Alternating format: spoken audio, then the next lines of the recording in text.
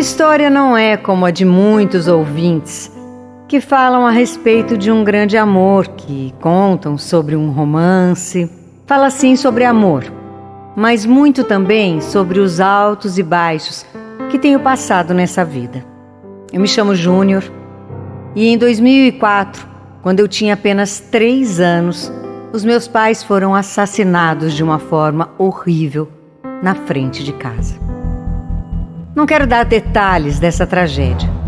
Quero apenas dizer que os meus pais não eram as melhores pessoas do mundo. E as escolhas e decisões deles acarretaram na morte de ambos. Após meu pai partir, um mês depois, a minha mãe também se foi violentamente. E eu, muito pequeno, acabei indo morar com a minha avó na mesma cidade. Depois de um tempo, como ela não suportava mais morar ali, nós acabamos nos mudando para São Paulo. Eu, minha avó e um dos meus irmãos. Os meus outros 4 irmãos foram separados de nós e se mudaram para o Nordeste. A minha avó entrou numa depressão profunda. Não tinha mais forças para nada. Passamos por muitas dificuldades por culpa de parentes que não estavam nem aí para nós e ainda abusavam da bondade da minha avó. Ela sempre deu o melhor para os outros, mas eu e ela acabávamos ficando na pior. Vivíamos mudando. Ficávamos entre São Paulo e Curitiba e pagando aluguel enquanto outros moravam na casa dela de graça. Meu irmão não aguentou aquela situação e acabou indo embora. Ficamos só eu e minha avó. E a situação era muito complicada.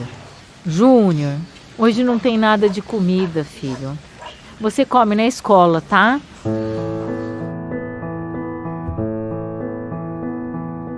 Eu me lembro que atrás da nossa casa tinha um pé de abacates. E era o que tinha para comer. Eu comi tanto abacate para não passar fome que peguei nojo dessa fruta. Apesar das dificuldades, a vida seguia. Quando eu tinha 11 anos, voltamos a morar em São Paulo para ajudar a filha dela, que queria construir uma casa. Acabamos tendo que morar dentro de uma garagem, no meio de um entulho, no meio da sujeira. Tínhamos que pedir até para usar o banheiro da casa da filha dela. Ouvíamos tantos desaforos. Parecíamos bichos. Sim, ela nos tratava assim. Na verdade, pior do que bichos. Nesse meio tempo, me colocaram para estudar à noite e trabalhar para eles de forma escrava, de domingo a domingo. Foram dias e noites extremamente cansativos para uma criança. Eu chegava da escola às 11 horas da noite, cansado, e ainda tinha que trabalhar. Pode descer para trabalhar, Júnior. Tem muito serviço hoje. Eles acabaram com a minha infância.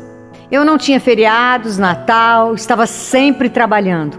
E quando não tinha trabalho, eu não podia brincar, não. É porque eles falavam que eu me tornaria assim um marginal. Eu não tinha amigos, era uma criança solitária e triste. Por muito tempo, aquela filha dela somente me explorava e sugava todo o dinheiro da minha mãe. E eu não podia fazer nada a respeito. Vó, por que a senhora aceita isso? Eu não aguento mais essa vida. É só por mais um tempo, filho. Nós vamos voltar para o Paraná e começar uma vida nova. Enquanto isso, por favor, Júnior, obedece a sua tia e espera. Alguns dias depois, o pior. Num dos exames da minha avó, ela descobriu que estava com câncer. Aquilo me destruiu de uma forma inexplicável. A partir daquele dia, eu comecei a amar ela de uma forma incondicional. Não que antes eu não amasse, mas depois de saber da doença, eu fazia todo o possível para agradar a minha avó. Ela não estava consciente de muitas coisas, mas nós dois tínhamos muita fé de que ela iria melhorar. Para falar a verdade, eu me tornei uma nova pessoa. Um rapaz de 15 anos totalmente dedicado a ela. Mas, infelizmente, a tragédia bateu novamente na minha porta. E em julho de 2016, a minha avó teve um AVC. Passaram alguns dias e por mais que eu implorasse a Deus para que ela reagisse, nada mudava. Até que numa sexta-feira eu ia para o hospital dormir lá com ela, ao lado dela. Estava totalmente triste e quando eu cheguei em casa, eu tive a pior notícia da minha vida. Infelizmente, a minha avó tinha partido. E com aquela notícia, os meus problemas aumentaram ainda mais.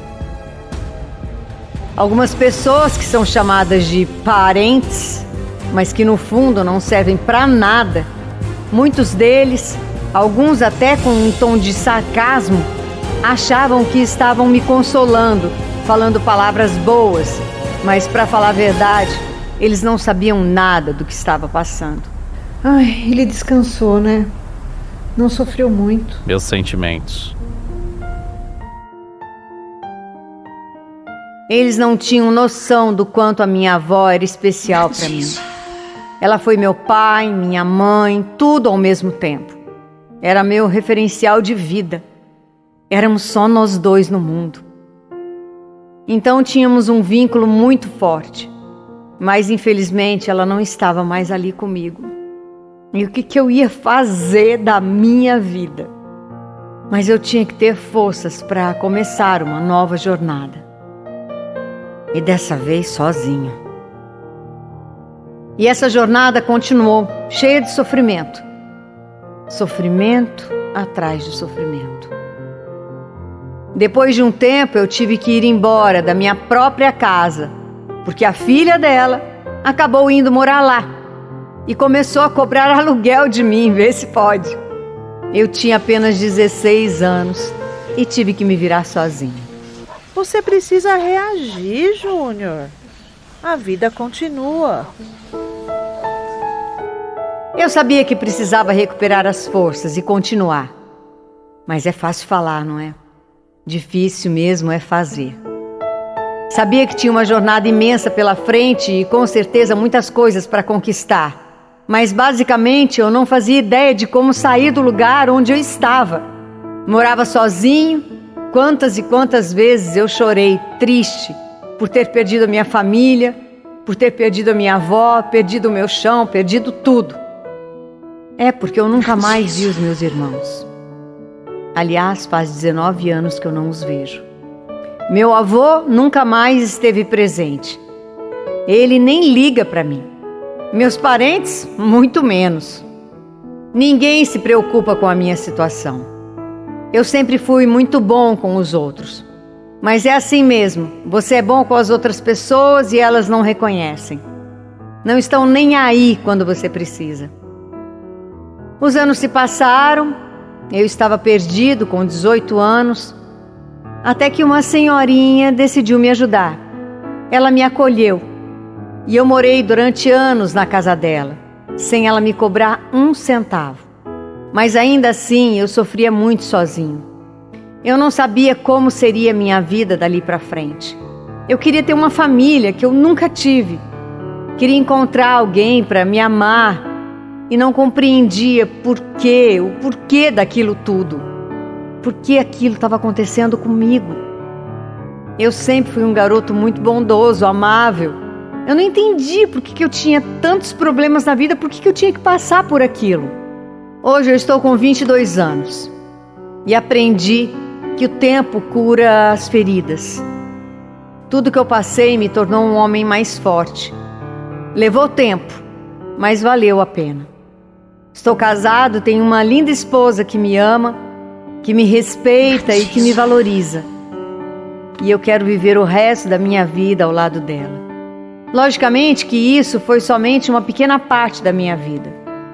Eu costumo falar que poderia escrever até um livro. Eu espero que minha jornada inspire alguns a continuar perseverando em meio aos problemas. Uma coisa eu quero falar para todos aqueles que estão me ouvindo agora. A tempestade tem um fim. Nem todo mal dura para sempre. E eu sou a prova disso.